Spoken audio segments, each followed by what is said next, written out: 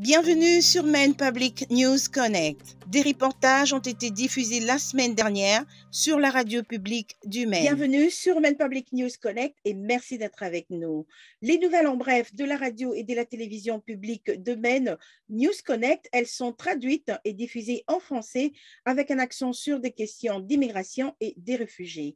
Donc chaque semaine, découvrez des nouveaux épisodes sur Facebook, sur YouTube ou encore abonnez-vous à notre bulletin d'information sur mainepublic.org/News Connect pour avoir accès en exclusivité aux vidéos ainsi qu'aux reportages traduits. Pour plus d'informations, veuillez visiter le lien ci-dessous dans notre description. Je suis Victoire Liwanga. Nous sommes aujourd'hui le vendredi 20 mai 2022 et voici tout de suite les principaux titres de la semaine. L'État de Maine a signalé le mardi dernier 615 cas supplémentaires de COVID-19. Ce chiffre s'ajoute aux 676 cas signalés la veille, reflétant les données du week-end. Toujours le même mardi, aucun décès supplémentaire n'a été signalé à cause du Covid, mais 231 patients étaient hospitalisés à cause du virus, signalant que 38 d'entre eux étaient en soins intensifs et 3 étaient sous respirateur. Dans l'État de Maine, des bénévoles prennent l'initiative de réinstaller des réfugiés ukrainiens. Oleg Opalnik, qui vit dans la ville de Pownell, fournit un logement et d'autres formes de soutien à 3 familles ukrainiennes. Opalnik est originaire d'Ukraine et a déclaré que le soutien aux réfugiés est une façon d'aider les personnes touchées par l'invasion de son pays par la Russie. Le coordonnateur de réfugiés de Maine a déclaré que seules quelques dizaines de familles ukrainiennes sont arrivées dans l'État de Maine jusqu'à présent. 2 organisations à but non lucratif qui servent les communautés d'immigrés dans les Suds de Maine unissent leurs forces.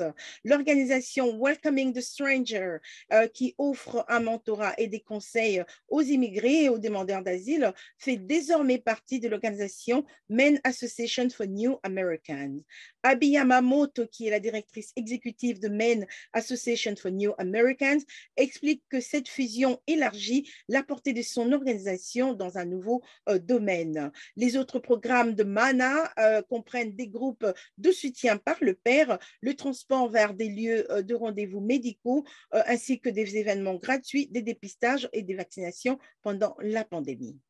De nombreux propriétaires d'entreprises immigrées n'ont pas pu accéder à l'aide fédérale pendant la pandémie et un nouvel effort vise à changer cela. L'État de Maine distribue environ 25 millions de dollars de subventions aux entreprises touchées par la pandémie et les groupes qui supervisent le processus encouragent le propriétaire d'entreprises immigrées à faire une demande. Le montant de subvention est déterminé par le nombre d'employés d'une entreprise et la date limite des candidatures est fixée au 24 mai. Pour plus d'informations, envoyez un courriel à l'adresse arpagrant@mainetechnology.org. arpagrant@mainetechnology.org.